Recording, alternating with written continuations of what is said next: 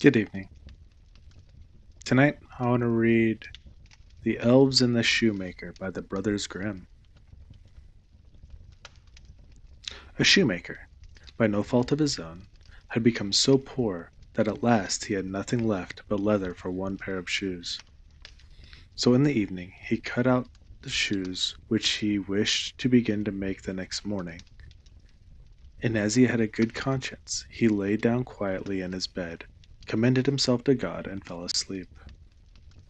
In the morning he had said his prayers, and was just going to sit down to work. The two shoes stood quite finished on his table.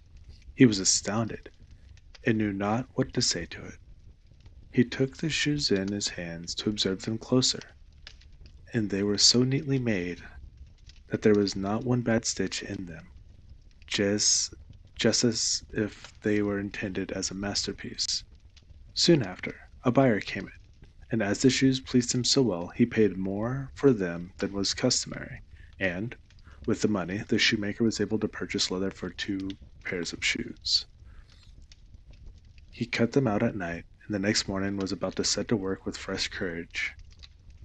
But he had no need to do so, for, when he got up, they were already made, and buyers also were not wanting, who gave him money enough to buy leather for 4 pairs of shoes. The following morning, too, he found the 4 pairs made, and so it went on constantly. That he cut out in the evening was finished by the morning, so that he soon had his honest independence again, and at last became a wealthy man. Now, it befell that one evening not long before Christmas, when the man had been cutting out, he said to his wife before going to bed, "What think you if we were to stay up tonight to see who it is that lends us this helpful hand?" The woman liked the idea, and lighted a candle, and then they hid themselves in a corner of the room, behind some clothes which were hanging up there, and watched.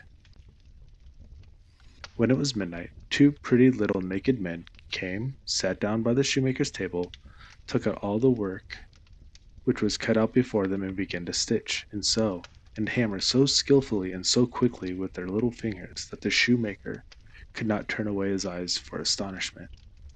They did not stop until all was done, and stood finished on the table, and they ran quickly away. The next morning the woman said, "The little men have made us rich, and we really must show that we are grateful for it. They run about so, and have nothing on, and must be cold. I'll tell thee what I'll do.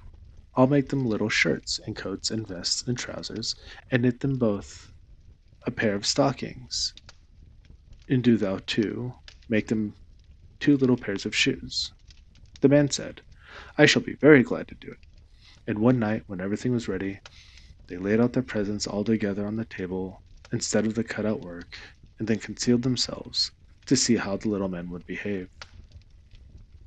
At midnight they came bounding in, and wanting to get to work at once, but as they did not find any leather to cut out, but only the pretty little articles of clothing, they were at first astonished, and then they showed intense delight. They dressed themselves with the greatest rapidity, putting the pretty clothes on, and singing, "Now we are boys so fine to see, why should we longer cobblers be?" And then they danced and skipped and leapt over chairs and benches. At last they danced out the doors. From that time forth they came no more.